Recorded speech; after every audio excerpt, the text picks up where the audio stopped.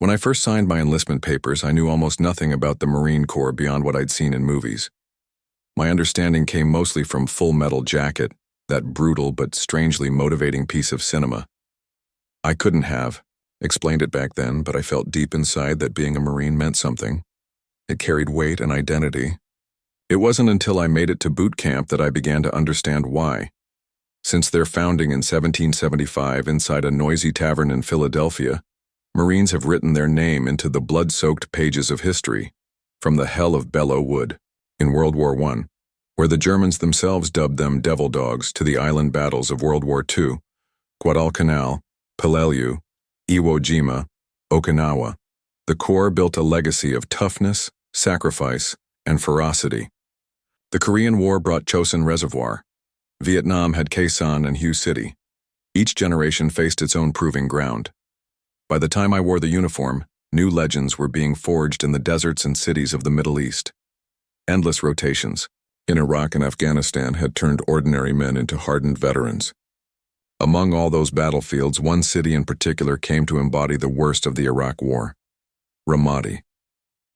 From 2004 to 2006, Ramadi earned the title of the deadliest city in Iraq. 2 massive battles and countless smaller clashes made the city a nightmare for anyone unlucky enough to be deployed there. More than 140 Americans were killed, hundreds more wounded, and many Iraqi allies and civilians lost their lives as well. Sniper fire, roadside bombs, house-to-house combat. The city became a furnace of chaos. Yet not all the stories that came out of Ramadi were about firefights or ambushes. Soldiers and Marines brought back accounts of things they couldn't explain. Things that had nothing to do with insurgents or tactics. Shadows in the night. Voices in the dark.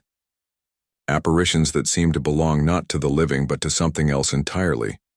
What follows are true accounts from men who served in Ramadi, reports of encounters that still haunt them years later. One Marine veteran, who went by the name Clay, shared a chilling memory from 2005. He was on his 3rd deployment with the 1st Battalion, 5th Marines, when his unit took over guard duty at an old Iraqi police station. On the surface, the building seemed like any other abandoned government structure. But inside, its history was written on the walls. The booking office looked like something out of the 1970s, an old desk, filing cabinets, a corkboard with faded bulletins. But past the main room stretched a long hallway painted in that dull, institutional green-blue color. At the end of that hall was a wide, open shower room with chains and shackles bolted to the walls. The smell in that room was unforgettable. It reeked of iron, thick, metallic, the unmistakable odor of blood. When the Marines swept their flashlights, across the drains they saw dark stains that looked disturbingly like dried blood, along with clumps of hair and scraps of what might have been skin. It was clear this had not been a simple shower facility. This was a torture chamber. One night, Clay and another Marine named Jim were manning a 12-hour watch shift on a machine gun post nicknamed Alpha. Out of nowhere, they began to hear screams echoing from within the building. The cries were in Arabic, but the language barrier didn't matter. The raw agony in the voice was unmistakable. Whoever it was sounded like he was choking on his own blood. They radioed for help, and before long their lieutenant and a sergeant arrived. By then, the screams had stopped. But just as the officers arrived, the voice returned. The lieutenant himself jumped at the sound and decided a sweep of the building was necessary. He ordered Clay to join him. Before entering, Jim handed Clay his shotgun, a Benelli M4, better suited for close quarters than Clay's service rifle. Together, Clay and the lieutenant moved down the hallway. The instant Clay's flashlight beam touched the doorway to the showers, the atmosphere changed. It wasn't just cold. It was wrong. Every instinct in his body screamed danger. Inside, as the beam cut across the tiled room, something caught his eye. In the far corner, hovering 8 feet off the ground, were 2 glowing red eyes. They looked canine, but they floated in a patch of darkness so thick that even the flashlight couldn't penetrate it. The blackness seemed solid, as if it absorbed the light. Clay felt the temperature plunge. Then came the sound of heavy, wet breathing, followed by a warm gust of air against his face, as though the thing had exhaled right on him. Terror took over. He whispered to the lieutenant that they needed to leave, and to his relief, the officer was already backing away.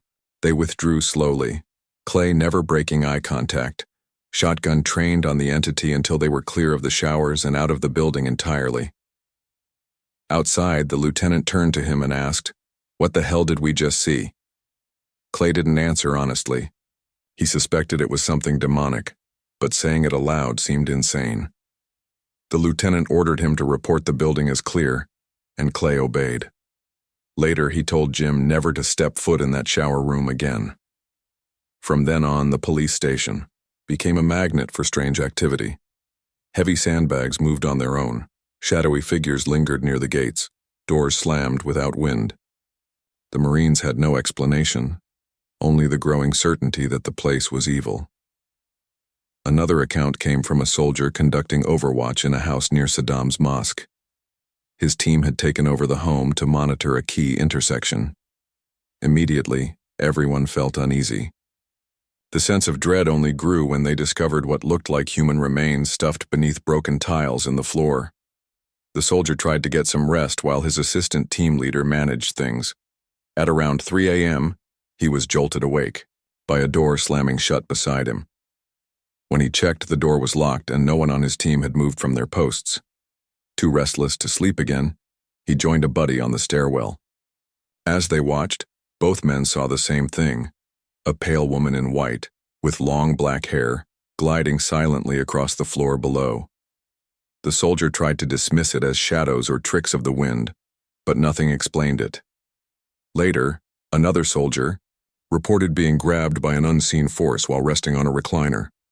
He opened his eyes to see a black figure with glowing white eyes towering over him. Terrified, he bolted from the room. Others on security detail said they felt invisible hands brushing against them as they stood guard.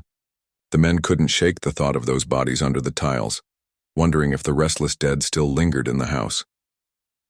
The third account came from soldiers conducting reconnaissance near Lake Habaniya, east of Ramadi. One night, while lying hidden about 700 yards from a highway, a soldier's buddy crawled off to relieve himself. Suddenly he froze. "There's a kid out there," he whispered. The others thought he was joking until they saw it themselves. A child stood in the moonlight, staring silently in their direction. Fearing their cover was blown, the team leader ordered them to capture the child. The boy didn't resist. He raised his hands calmly, allowed himself to be searched and zip-tied, and walked with them back to their position. It was almost as though he knew it would happen. When command ordered the team to exfiltrate, they gathered their gear and prepared to move. But when one soldier turned to collect the child, he was gone. The zip ties that had bound his wrists lay neatly on the ground, still fastened, unbroken. 8 men swore they had seen him. Some had even touched him, and yet he had vanished into thin air without a sound. Later, an intelligence officer overheard the story and suggested it was a jinn, a supernatural entity from Middle Eastern lore. Sometimes good, sometimes evil, jinn were said to appear as humans or animals. The officer shrugged and said, "You're still alive, so I'd call that a good one." The soldier who told the story admitted he wasn't superstitious, but after that night, he couldn't ignore the possibility. He went through the rest of his deployment without so much as a scratch, something he credits in the back of his mind to whatever force they encountered that night. These are only a handful of the strange experiences reported by soldiers and Marines in Iraq. But why so many from that particular place? One theory is the concept of residual hauntings, that violent, traumatic events leave an imprint on the environment. The death, suffering, and bloodshed of war may play back like a recording, manifesting as sounds, visions, or even apparitions. Another belief is that the spirits of those who died violently remain tethered to the place of their death, unable to move on. Confusion, anger, or the desire for justice might keep them trapped, appearing to the living as ghosts. Others argue a darker explanation, that these entities are not spirits of the dead at all, but demons, malevolent beings that thrive on fear and chaos. Considering that modern Iraq was once ancient Babylon, a land steeped in centuries of conflict, ritual, and blood sacrifice. Some believe the region itself is spiritually scarred. Whatever the truth may be, one thing is certain. Iraq's battlefields have given rise to some of the most unsettling wartime stories ever told. For the men who lived them, these experiences were more terrifying than bullets or bombs. Combat they could handle. But facing the unknown, forces beyond comprehension left scars of a different kind, and these are their stories.